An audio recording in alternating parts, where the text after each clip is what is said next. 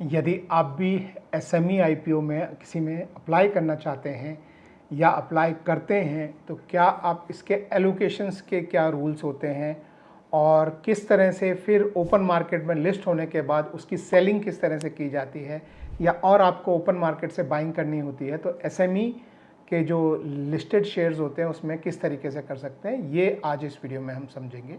तो सबसे पहले जो है हम यहाँ स्क्रीन पे जाते हैं। जैसे कि आप देख सकते हैं यहाँ पे आपके सामने ऐसे बहुत सारे शेयर्स जो हैं वो आईपीओ के लिए खुले रहते हैं और उसमें से कुछ जो है वो हो सकते हैं कि स्मॉल एंड मीडियम एंटरप्राइजेज यानी एसएमई के हों और कुछ मेन बोर्ड के हों। तो दोनों में कैसे पता लगता है? सबसे पहले तो अगर आप जैसे मान लीजिए अप्लाई पे क्लिक करेंगे तो सबसे पहली चीज़ है कि अगर आपका अमाउंट लगभग 14-15 हज़ार के आसपास, यदि आपकी मिनिमम बिड अमाउंट यहाँ पे आपको दिखाई दे रहा है, तो आप मान सकते हैं कि ये जो है ये मेन बोर्ड यानी कि बीएसई या एनएसई में लिस्ट होने वाला शेयर है और इसमें आप एज ए रिटेल या एज ए स्मॉल एचएनआई या एज ए लार्ज एचएनआई आप इसमें अप्लाई कर सकते हैं। तो ये तो हो गया जो मेन बोर्ड मतलब जो बीएसई या एनएसई में लिस्ट होने आए हैं वो शेयर। फिर इसी तरह से यदि मैं दूसरे पे क्लिक करूं, जैसे ये वाला है नेक्स्ट, अभी देखिए यहाँ पे आपको अमाउंट जो है वो 1,40,000 दिखाई दे रहा है। ऐसे में और पे भी क्लिक करता हूँ, देखिए यहाँ पे मुझे 1,18,000 दिख रहा है। यहाँ पे अगर मैं क्लिक करूँ तो 14,000 से 15,000 दिख रहा है। यहाँ क्लिक करूँ तो 15,000 के आसपास। यहाँ क्लिक करूँ तो 1,24,000 के आसपास। यहाँ क्लिक करूँ तो 1,18,000 के आसपास। यहाँ क्लिक करूँ तो 1,42,000। तो पहली बात तो ये कि एसएमई आईपीओ में आपकी एप्लीकेशन का मिनिमम अमाउंट जो है वो नॉर्मली 1 लाख या 1,20,000 के थोड़ा ऊपर होता है। उसका रीजनिंग ये है कि बीएसई एनएसई से भी ये सब नहीं चाहते कि बहुत छोटे इन्वेस्टर्स एसएमई मार्केट में इन्वेस्ट करें, क्योंकि एसएमई मार्केट में रिस्क बहुत ज़्यादा होती है और कंपनी के डिस्क्लोजर्स थोड़े कम होते हैं। तो आपको एक्चुअली नहीं पता है सच में कि कंपनी जो है किस तरीके का काम कर रही है, वो उनके जो सबमिशंस होते हैं वो भी काफ़ी कम होते हैं। तो छोटे इन्वेस्टर्स ना घुसें, इसलिए ये अमाउंट बड़ा रखा जाता है। ठीक है, तो अभी हम एग्जाम्पल के लिए देख लेते हैं। हम क्रॉस पे क्लिक करते हैं, ये स्मॉल है, लेट्स से एसएसएल करके कोई कंपनी है। ये मैं सिर्फ एग्जाम्पल के लिए बता रहा हूँ, मुझे नाम भी नहीं पता इन कंपनीज के, सिर्फ आपको मैं एग्जाम्पल के लिए बता रहा हूँ। कोई रिकमेंडेशन नहीं है कि आप ये खरीदें बेचें, मुझे तो नाम भी नहीं पता है एसएसएल क्या है, शेयर समाधान लिमिटेड। तो इस तरह से बहुत सारे जो है एसएमईज की लिस्टिंग आ रही हैं। तो उनमें मिनिमम अमाउंट जो है वो आपके सामने ये अमाउंट आपको दिखाई देता है और यानी कम से कम आपको 1,600 शेयर, जैसे ये जो क्वांटिटी सब में अलग अलग हो सकती है। जैसे इसमें 1,600 क्वांटिटी 74 रुपये के प्राइस पे ये लगभग इतना रुपये बनता है। ऐसे मैं किसी और पे क्लिक करूँ, मान लीजिए ये सुबह श्री करके है, यहाँ पे आपको 1200 क्वांटिटी आपको जो है एक लॉट बनता है उसका और अमाउंट 1,42,800 रुपये बनता है। तो ये लॉट जो है इसकी इम्पोर्टेंस लिस्टिंग होने के बाद भी रहती है। नॉर्मल जो शेयर होते हैं, जैसे मान लीजिए अभी हम एग्जांपल के लिए ये पीएन गाडगिल लें, तो यहाँ पे ये 31 का जो लॉट है, ये लॉट सिर्फ आईपीओ के टाइम पे काम करता है। मान लीजिए आपको एक लॉट मिला तो आपको 31 शेयर मिलेंगे। बेचने समय आप हो सकता है 1 शेयर बेचें, 2 शेयर बेचें, 10 बेचें, 20 बेचें, 30 बेचें या पूरे 31 बेचते हैं। एक शेयर का मिनिमम अमाउंट होता है और बाकी आप सारे शेयर भी बेच सकते हैं, चाहे एक बेच सकते हैं। तो नॉर्मल जो शेयर्स होते हैं जो मेन बोर्ड पर होते हैं, यानी एसएमई और बीएसई पर लिस्टेड होते हैं, उनमें ऐसा होता है। लेकिन जो जैसे ये है शुभश्री करके, जो एसएमई में लिस्टेड होते हैं उसमें ये जो लॉट साइज है जैसे 1200 है, तो जब आप बेचने जाएंगे मार्केट में, मान लीजिए आपको 1 लॉट मिला या 2 लॉट मिले, तो बेचने जाएंगे तो आप एक शेयर नहीं बेच सकते, आपको पूरा का पूरा लॉट बेचना होता है।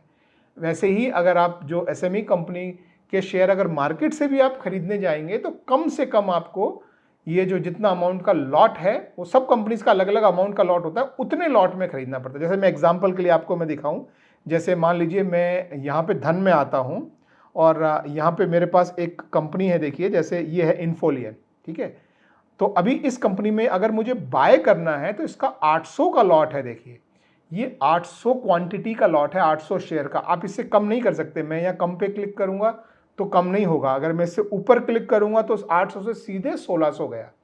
तो अगर आपको खरीदना है तो भी 800 खरीदना पड़ेगा, आपको बेचना है तो भी आपको कम से कम आपको 800 बेचना पड़ेगा, उससे कम नहीं। 800, 1600, तो 800 या 800 के मल्टीपल में ही बेच सकते हैं। तो ये आपको जो है आईपीओ में जब आप एप्लीकेशन करें तो उस समय आप इस चीज़ का ध्यान रखें। इसको मैं यहाँ से हटा देता हूँ।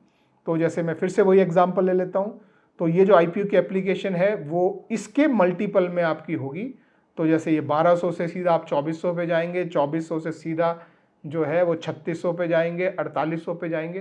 तो लॉट साइज काफ़ी बड़ा होता है और लिस्ट होने के बाद भी उसमें बाइंग और सेलिंग जो है एक तो T2T बेसिस पे होती है और दूसरा जो है वो इन्हीं लॉट को पूरा आप बाय या सेल करते हैं। T2T मतलब आप उसमें इंट्राडे ट्रेडिंग नहीं कर सकते हैं। अगर आज आपने वो खरीदा है तो जब तक वो सेटलमेंट होके आपके डीपी में नहीं आ जाएगा आप उसे बेच नहीं सकते हैं, और जो शेयर आपके पास नहीं है उसे इंट्राडे में आप बेच नहीं सकते।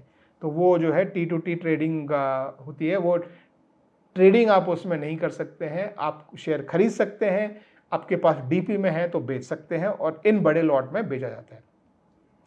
अब इसका अलॉटमेंट जो है, जो जैसे मैंने बताया कि इसका अलॉटमेंट जो है वो सेबी की तरफ से कुछ, जैसे नॉर्मल शेयर्स का आईपीओ जब आता है तब क्या होता है, रिटेल के लिए जो है 35% की रिजर्वेशन होती है, फिर एचएनआईज के लिए 15% की रिजर्वेशन होती है, फिर उसमें जो स्मॉल एचएनआईज होते हैं जिनका 2 लाख से 10 लाख का अमाउंट होता है उनके लिए 15% में से 5% उनको एलोकेट होता है, और बाकी का 10% बिग एचएनआईज जो कि 10 लाख से ऊपर का अमाउंट लगाते हैं उनके लिए अलॉटेड होता है। तो ये जो एलोकेशन है ये फिक्स है जो मेन बोर्ड में आईपीओ आते हैं, लेकिन इस तरह का कुछ भी रूल्स जो है वो एसएमई आईपीओस के लिए नहीं बना है। तो आप जैसे आप इसमें अगर ये सब्सक्रिप्शन डाटा पे आप क्लिक करके, और ये ज़ीरोधा की ये एक वेबसाइट है, देखिए एनएसई का लिंक है, इस पे जाएंगे तो इस समय जो भी आईपीओस खुले हैं वो आपके सामने दिखाई देंगे।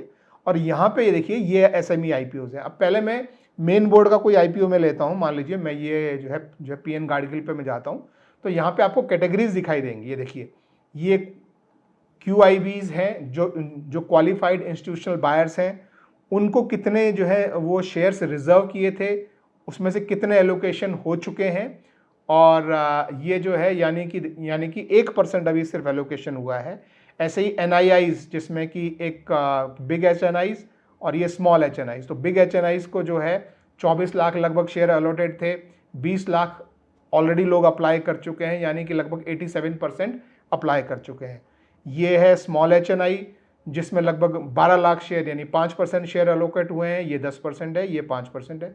5% एलोकेट हुए हैं, लेकिन उससे ज़्यादा यानी 12 लाख एलोकेटेड हुए हैं, 15 लाख से आसपास जो है बिड ऑलरेडी लग चुकी है, यानी कि 125% ये भर चुका है। इसी तरह से जो है रिटेल है, रिटेल में लगभग 84.5 लाख का जो है वो रिजर्वेशन है, लेकिन 1 करोड़ से ऊपर आपके जो है वो एप्लीकेशन आ चुके हैं, यानी 128% ये भी भर चुका है।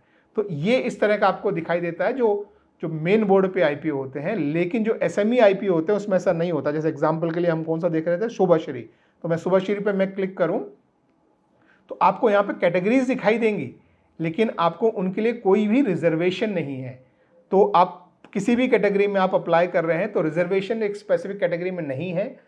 ये कौन डिसाइड करता है कि किसको कितने शेयर देने हैं, तो ये जिस एक्सचेंज में लिस्ट हो रहा है या जो कंपनी के बैंकर्स हैं वो डिसाइड करते हैं, और यहाँ पे कोई भी रिजर्वेशन नहीं है। और बट नॉर्मली इन सब कंपनीज में जो है कितना एलोकेशन आया है और कितना टाइम्स भरा है उसके बेसिस पे आपको जो है नॉर्मली लॉटरी बेस्ड सिस्टम पे आपको एलोकेशन होता है।